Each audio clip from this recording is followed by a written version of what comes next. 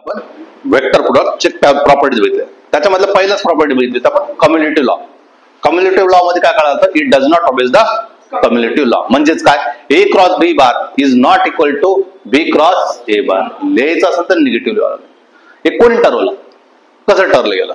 ए कडून बी कडे जायचं, त्याचं आउटपुट असं भेटणार आहे सी, किंवा बी कडून सी बी कडून ए कडे गेलं तर मला मायनस सी भेटणार आहे. कुठून मिळालं?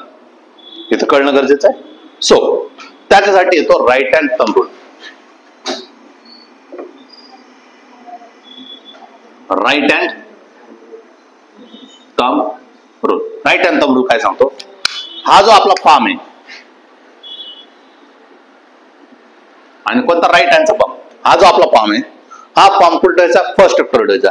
Form on the first vector. ते वेगळं, तुम्ही जे बोलतायत ना ते वेगळं चालू आहे, हे वेगळं. फॉर्म कुठे ठेवलं तुम्ही? फर्स्ट वेक्टर ठेवला. फर्स्ट वेक्टर ठेवला. दुसरा कर्ल फिंगर. तिथे पण कर्ल फिंगर करतो, तिथे पण कर्ल फिंगर म्हणजे मोशन ऑफ ए फिंगर असं पण आपण म्हणू शकतो. Towards second vector.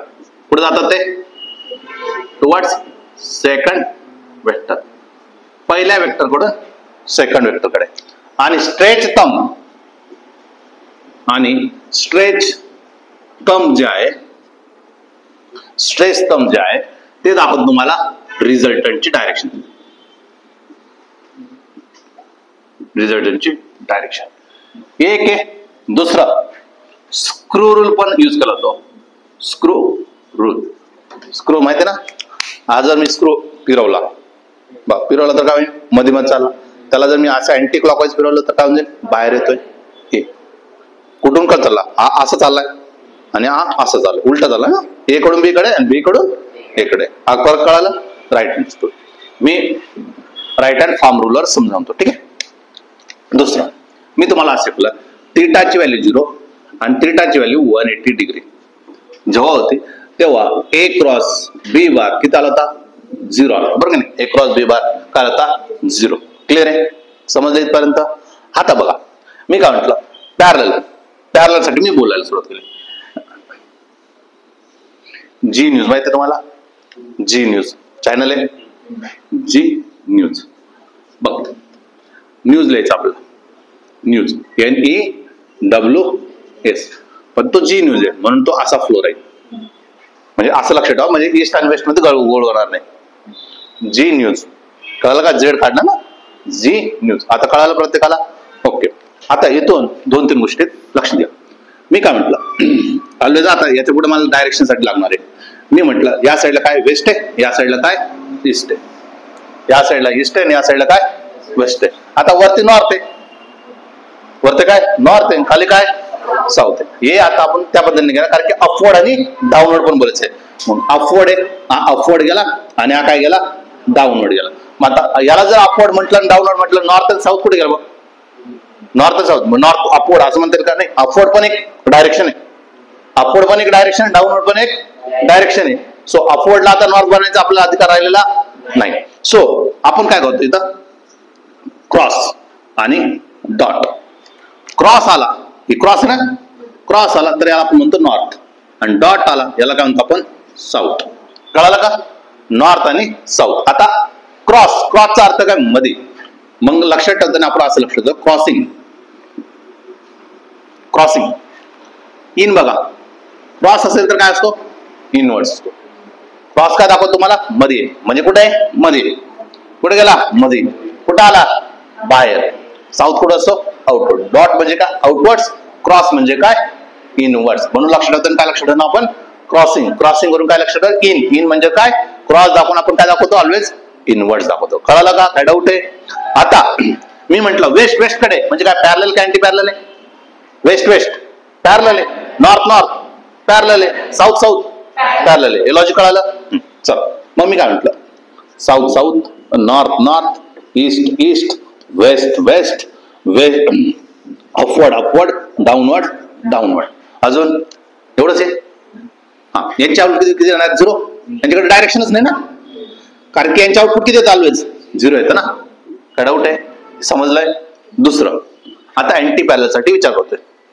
म्हणजे काय? वेस्ट ईस्ट बरोबर की नाही? ईस्ट वेस्ट उलटा उलटा. यांचं पण आउटपुट किती येणार? 0. यांचं पण आउटपुट काय येणार? 0. नॉर्थ साऊथ, साऊथ नॉर्थ किती बनवायचं? अँटी पॅरलल आहे ना, 0 0. दुसरं आता काय? अपवर्ड डाऊनवर्ड, डाऊनवर्ड अपवर्ड किती? 0 0. कळालं का? काय डाऊट आहे? पॅरलल अँटी पॅरललचा आउटपुट काय? तो ऑलवेज 0. पॅरलल अँटी पॅरललचा आउटपुट किती देतो? 0. आणि याच्यामध्ये एक महत्वाची गोष्ट आहे, A क्रॉस B बार आणि आउटपुट जे भेटतं हे तीनचे तीन एकमेकांना कशा असतात? Mutually perpendicular. असं कशा असतात? असे एकमेकांना कशा असतात? ऑलवेज म्युच्युअली परपेंडिक्युलरच असतात. जर मी याला असं म्हटलं तर इकडचा हा जाईल आणि आउटपुट आवर्ती निघून जाईल. लॉजिक कळालं? ऑलवेज ते कशा असतात? Mutually perpendicular. आता याच्यामध्ये काय झालं बघा, हे पॅरलल म्हटलं असं झालं. पॅरलल चालणार आहे का? नाही ना. आपलं कसं पाहिजे? म्युच्युअली परपेंडिक्युलर पाहिजे. म्युच्युअली पॅरलल झाले. अँटी पॅरलल चालणार आहे का? बोट माझं वाकडं होईल ना. अँटी पॅरलल पण चालणार नाही. आपल्याला कसं पाहिजे? Perpendicular, mutually perpendicular. काय डाऊट आहे काही? आता बघा, आता हे तर माहिती आपल्याला A cross B bar is equal to काय? इज नॉट इक्वल टू काय? B cross A bar. मला लिहायचं असेल तर काय लिहू शकतो मी? B क्रॉस A बार असं लिहू शकतो. बरोबर की नाही? काय डाऊट आहे? आता बघा, आता परपेंडिक्युलर आले म्हणजे ईस्ट आणि नॉर्थ एकमेकांचे कसे आहेत? परपेंडिक्युलर आहे. ईस्ट आणि नॉर्थ कसे एकमेकांशी? ईस्ट आणि नॉर्थ, ईस्ट आणि नॉर्थ, नॉर्थ आणि ईस्ट, साऊथ आणि वेस्ट, वेस्ट आणि south, upward and south, up down south and upward, down and south, south and down. असे कोणते बनतील? हे परपेंडिक्युलर आहेत ना. असे भरपूर काही केसेस बनतील. अशा केसेस बनल्यानंतर आपला विचार कसा करायचा ते बघूया. तुम्हाला माहिती आहे नॉर्थ म्हणजे कुठं? मध्ये, मध्ये. आणि ईस्ट आता बघा, आता डायरेक्शन ठेवायची. पाम कुठं व्हायचं आपल्याला? First vector. म्हणजे कुठे? ही काय तुमचा फर्स्ट आला का? फर्स्ट वेक्टर कुठे जायचंय? आणि अँटी क्लॉकवाईज जायचं. कसं जायचंय? Anti clockwise. हा, कसं जाणं? असं गेला का? हा, रिझल्ट कुठे गेला? वर. म्हणजे काय? अपवर्ड का डाऊनवर्ड? अपवर्ड. म्हणजे याची डायरेक्शन आली अपवर्ड. लक्षात आलं का? आता कुठे जायचं आपल्याला? South, sorry north. नॉर्थ मध्ये पहिला वेक्टर ठेवायचा. ठेवला मध्ये. पहिला वेक्टर कुठे ठेवला? मध्ये ठेवला. मध्ये सांगितलं ना. नॉर्थ कुठे? मध्ये. पाम कुठे ठेवलं? मी मध्ये. मध्ये असं ठेवा किंवा असं ठेवा. नेक्स्ट कुठे जायचं आपल्याला? ईस्ट कडे जायचंय. ईस्ट कडे जायचं पण कसं जावं लागेल? बघा, हा असा ठेवला, हा असा आहे. आणि कुठे जायचंय? ईस्ट कडे जायचंय. आता असा गेलो तर 180 डिग्री पेक्षा मोठा झालाय. 180 डिग्री पेक्षा झाला मोठा, मोठा नाही चालत. 180 डिग्री पेक्षा काय लोकल छोटा. म्हणजे काय करावं? उलटा करावं लागेल. आता बघा, आला का? 90 पेक्षा छोटा आला. मध्येच गेला ना. आता पण पाम कुठे गेला? खाली मध्येच गेला. आणि कुठे गेला? असा आला. कुठे आला? झाला का नाही? आता तेच तर बोलतो तर आपण, नॉर्थ ईस्ट कडून नॉर्थ कडे गेल्यावर अपवर्ड जातो. नॉर्थ कडून ईस्ट कडे जाताना अपवर्ड जातो का? नाही. कुठे जातो तो? डाऊन. रेस तर बोलू ना आपण इथं.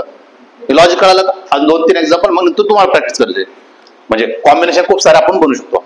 चला आता कुठे सांगितलं त्यांनी? साऊथ वर. पहिला वेक्टर कुठे आहे? साऊथ वर. साऊथ वर म्हणजे बाहेर साईडला निघायचं आहे.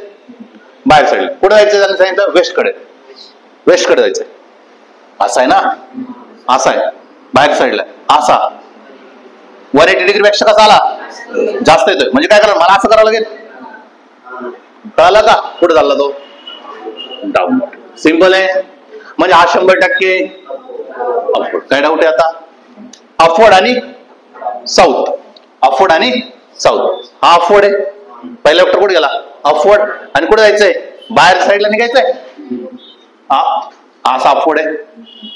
हा अपवर्ड आहे ना. कुठे जायचं मला? मध्ये घुसायचं ना. मला कुठे घुसायचं? मध्ये. म्हणजे असं ठेवायला मला आता, मला याच्याकडे जायचं ना. बाहेर साईडला यायचंय. म्हणजे असं करावं लागेल मला. असं होईल ना. हे लॉजिक कळालं का? असं होईल. म्हणजे कोणत्या डायरेक्शन गेला? ईस्टला गेला. हे लॉजिक कळालं का? आता इकडे गेला ईस्टला. म्हणजे हा 100% वेस्टला झाला. कळालं का? आता डाऊनवर्ड साऊथ जमेल का? आता केव्हा लागेल? कुठे ठेवायचं? 180 डिग्री पेक्षा लहान आला पाहिजे. 180 डिग्री पेक्षा कसा आला पाहिजे? माझा लहान आला पाहिजे. 180 डिग्री पेक्षा म्हणजे ऑब्व्हियसली तुम्ही हे पण शिकले ना, क्वाड्रंट मध्ये 270 होणार. बघा, जेव्हा मी असं फिरणार आहे, इथून गेलो असा फिरून आलो म्हणजे की झालं 90, 180. इकडे यायचं ना त्याला, म्हणजे 270 चाललाय. आणि 270 मध्ये साईन काय होतोय? चेंज करते. इथं पण साईन काय होते, चेंज होते. अपवर्ड नाही डाऊनवर्ड आहे. लॉजिक क्लिअर आहे. ठीक आहे, समजलं का आता?